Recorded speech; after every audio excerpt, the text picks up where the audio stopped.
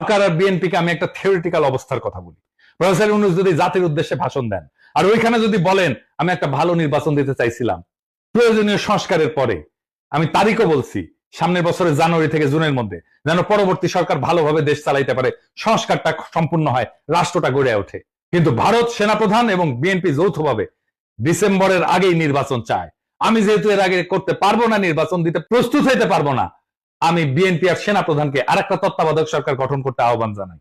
আমরা তাদের কাছে ক্ষমতা দিয়া আমাদের কাছে চলে যাব।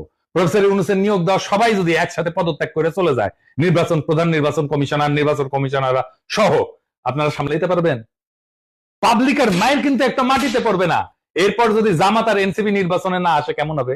নিজেরাই হাসিনা যেরকম হাত মারার নির্বাচন করেছিল ওরকম হাত মারার নির্বাচন করতে হবে।